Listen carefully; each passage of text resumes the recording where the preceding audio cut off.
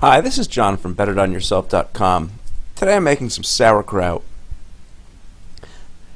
The process of sauerkraut is just like we've been looking at with some of my other videos, and that is to take a raw vegetable, cut it up into small pieces, submerge it in a salty brine, potentially inoculate it with some existing bacteria if you have such a thing, and then allowing it to ferment for a certain number of days.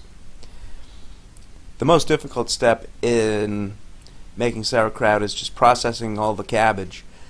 It's just a matter of trying to cut up the cabbage in the most uniform manner possible, removing the bulk leaves, removing the hard center stem core inside the cabbage, and then neatly slicing all of the leaves into strips. You'll just need to experiment to figure out the best way for you to cut up cabbage. You can just use a board and a knife and cut it up. You can buy a mandolin in your favorite food gadget store or maybe on Amazon. I've got a link below here. This is an older Xylus mandolin that I've had for quite a while. I like the Xylus brand for mandolins. I've tried a lot of other mandolins. I've tried some expensive mandolins that just don't function as well as these ones from Xylus. Check the link below and have a look at the one I've picked out on Amazon.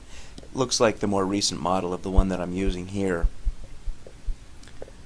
Once you've got all your cabbage chopped up, the next step is to brine it and to crush it. I'm just using my hands here and literally just punching the cabbage. It's a good way to take out your aggressions. But you want to break the cabbage up. What you're trying to do here is using the salt and your hands crush this cabbage and get the juices to start flowing out of the cabbage and create the brine that will keep your cabbage leaves submerged. If you have it to use just as an insurance policy, you can add some pickle juice. Grab your favorite jar of pickles that you've got going. These are naturally fermented pickles that see my other pickle making video. But give yourself a dose of good bacteria to get this sauerkraut off to a good start. Another thing you can use if you make your own yogurt is maybe half a cup of whey. If you like, you can add some shredded carrot.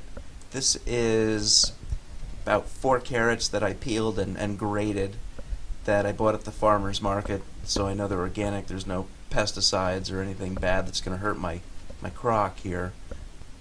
Like any other ferment, you're going to have to keep this out of the air. You want to keep your anaerobic bacteria protected from the air. Any oxygen that hits this cabbage pot will cause rot, will cause molding, will cause off taste to occur. So you really want to make sure you've got lots of brine that keeps the cabbage covered, and then some kind of a weight. If you've got a round plate, I use a gallon-sized Ziploc bag full of more brine solution to keep my cabbage submerged. Every couple of days you're going to want to check your cabbage, see how things are going, see if the cabbage is starting to get slimy, how it smells. If you're feeling daring, you can have a taste, and you should find it crunchy, slightly salty, and starting to get sour. That's what we're going for. We're going to sour this kraut. We're going to hopefully ferment this in such a way that it'll build up lactic acid and give the cabbage a nice taste and help to preserve it as well. So this obviously is going in the right direction. Actually tastes quite good. What we're going to want to do is just make sure you've got enough liquid in this crock. In my crock looks like there's been some evaporation, or maybe the cabbage swelled a little bit.